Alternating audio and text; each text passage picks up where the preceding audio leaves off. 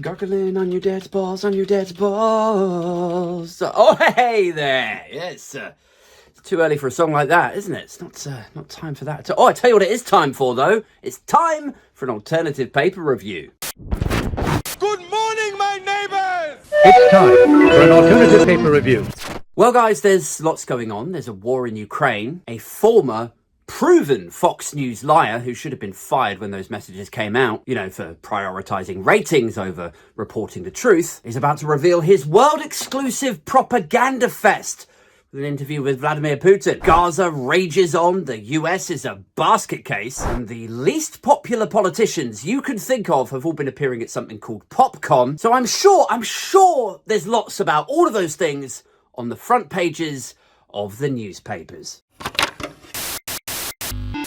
Harry reunited with father. Oh no. Brave face of king. Oh god. King's reunion with Harry, son of king, and king stuff on pages 1, 2, 3, 4, 5, 6, 7, 8, and 9. I mean, I'm surprised they haven't just blamed Harry for all of this yet. Harry spends just 45 minutes with Charles. There it is. Meanwhile, in the world of real news, The Guardian have actually touched on popcon, which might sound like a shift away, like it's got nothing to do with the royals. But you have to remember, it is still a gathering of cancerous billionaire assholes. It is, of course, just the latest after the Conservative Party conference, the National Conservatism conference, there was another one as well, wasn't there? There was a third one. Where was it? I can't remember where, I remember a load of lunatics speak, maybe it was just some affair at New Bedlam Asylum, I don't know. Anyway, this one is popcon, and it is just the latest kind of mini, short, conferencey get-together for a particular type of Tory. The ones who lack any empathy to actually want to help anyone, but who do still possess just enough of the intellect to realise that they have to cloak that psychopathy with something. They have to appear like they stand for something. And so it's decorated with conspiracy theories and distraction and just culture war nonsense. That is all it is. And so yes, after the NatCon conference, now we have popcon, popular conservatism. And it's powered by popular conservatives, guys. Popular like Liz Truss, who was, and I think remains, the least popular Prime Minister of the modern era. Popular like Leanderthal, who will shortly be voted out of his own constituency and has to fake doorstep interviews to appear popular. Popular like Jacob Rees-Mogg, who will soon have popularised the idea of handing over his always blue safe seat to Starmer's Labour Party for the first time. I mean, here we have a group of ferociously unpopular conservatives telling everyone else, trying to educate everyone on what it would take for them to regain popularity. You got unpopulars telling you how to be popular, which is a bit like, I don't know, like, that's like Chris Brown giving a talk on how to beat misogyny. Hey, yo, we gots to beat misogyny, y'all. We just gots to beat it, all right? And here's how I beat it. I put a wig and a dress on it, and I go to town on that bitch. So the conference was a joke, okay? Like they say that the right can't do comedy, don't they? But these hand pumps were certainly giving it their best shot. Because one after the other, their satirical stand-up sets were really a sight to behold. I mean, I particularly liked the bit where Liz Truss pretended that the reason that they aren't particularly popular right now isn't because they've made everyone's lives shitter for a generation. And whenever anyone ever asks them about it, they just keep obsessing over culture war nonsense. I particularly enjoyed the bit where she stand up there and didn't address any of our actual issues and instead obsessed over the culture war. I'm afraid we have not taken on the left enough. And the left don't just compete with us at the ballot box now. They also work to take over our institutions. It's like, hey, Lizzie, can't afford to eat over here, love. The BBC and the Rwanda flight and lefties taking over our institutions.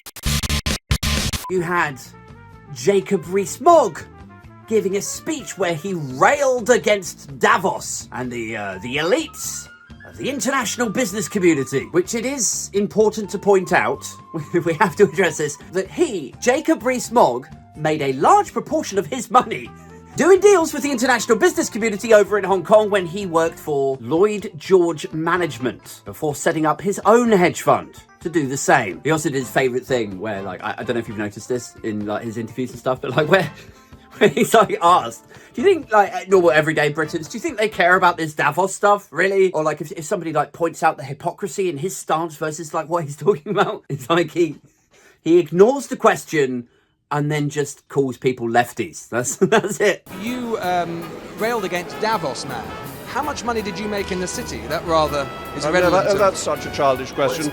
I've never had anything to do with Davos, and I know that you've become a very left-wing broadcaster. Oh, the conference was marvellous. I think, does the public really want to hear about wokeism, about communism? The public is very interested in hearing these things. They're not particularly interested in lefty outfits, I don't think.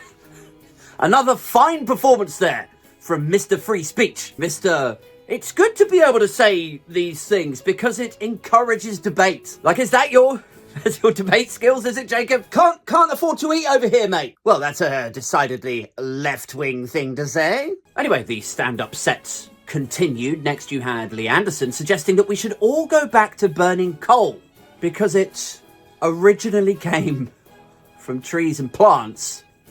And so in his mind, that means that it's more sustainable. I don't even know what to say. I mean, I guess, like, if you just look at this at face value for what he's saying, right? He's saying that we shouldn't need to, like, buy in, like, import energy. We shouldn't worry or concern ourselves with investing in renewables. We shouldn't even really bother with bringing in these wood pellets that they fire up the furnaces with. Like, that's what his actual point was. He was like, oh, I've heard that we import these wooden pellets and supposedly they're sustainable because they come from trees. Like, in Neanderthal's mind, we should all just go back to coal because coal came from trees originally too. So there you go, guys. Lee Anderson solved it. He solved our energy crises. Let's not worry about the atmosphere. Let's not worry about the hugely depleted reserves of coal. Because look, right, I guess if we burn 1 billion more rocks of coal, right, and then we run out, we could just plant a few more trees, couldn't we, Lee? Oh, that is genius, Lee. That is Leenius. And guys, listen, don't mock him. Don't mock him. He's figured all this out. And listen, if you get really desperate this winter and you can't afford to ride that bus to stay warm, maybe you could hunt down one of these coal trees that Lee and his ilk have planted, and you could just wait a few more million years for it to turn into a diamond. And then you could get that valued and you might actually be able to afford your Centrica bill. Like, honestly, like, these guys, they're such clowns, aren't they? Like, do you ever just listen to them? And you listen to this guy, and then that guy, and then this woman, and like, they all just say the same things, like, again and again on rotation. It's the dangers of woke. It's mind viruses. It's, oh, we should go back to coal, and we should frack more. We've got to inexplicably cut taxes, even though the last time we tried that, the economy went into freefall. It's just Lizzie says something, Mog overhears it. Oh, yeah, that's very smart, Liz. He regales it to someone else, and then Lee Anderson overhears that. I like the words that you're saying, Jacob. And he regales it, then one of the others hears it, then Lizzie overhears it again, and she's like, oh, that's good. Like, they're just talking to themselves, just bigging up themselves, round and round it goes. Just this endless, self-fueling social group for sociopaths. Like, they're like a sort of alt-right human centipede. Consuming each other's shit and just blasting it out to the next person behind them like, Argh! Anyway, elsewhere at the conference, from pop star to popcon. There, Holly Valance. Do you remember her? Naughty pop starlet. Well, you may not know this, but she's actually married to one of the Candy brothers, a property tycoon. And it appears that through that marriage, she's had something of a conversion. I would say that everyone starts off as a lefty and then wakes up at some point after you start either making money, working, trying to run a business, trying to buy a home, and then realise what crap ideas they all are. Oh, God. Holly, what have you done? I mean, let me just say this, right? The Conservatives are often labelled like the party of aspiration, right?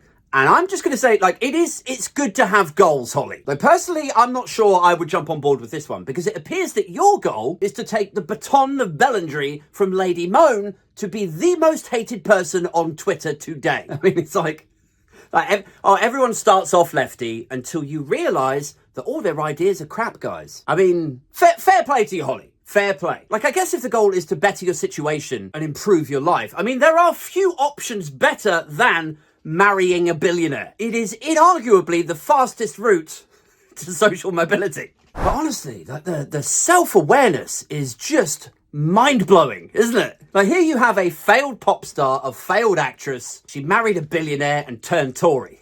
Now she's got the gall to stand there at a fringe conference telling the left that the left's ideas are crap while cheering on the same bitch who almost crashed the entire economy. I thought Liz was actually really interesting to listen to. Jacob for PM. Well, I would vote Labour, but all the left's ideas are crap. Are they? Are they really? What did they do? Did they flatline pensions? All the left's ideas are rubbish. Working, trying to run a business, trying to buy a home. Did they destroy the concept of home ownership? Anyway, that's it, guys. I've got to go. If you enjoy these rants, then check out my podcast. I've just dropped 2 new episodes over the weekend, and the very latest one is coming off Patreon and out to everyone else on Spotify, Apple Podcasts, and regular YouTube this afternoon. If you are in a position to, then click the 3 dots. Drop me a little super thanks tip thing, or even better, join the Patreon or the YouTube community. There are links to both in the description below. Peace. Our institutions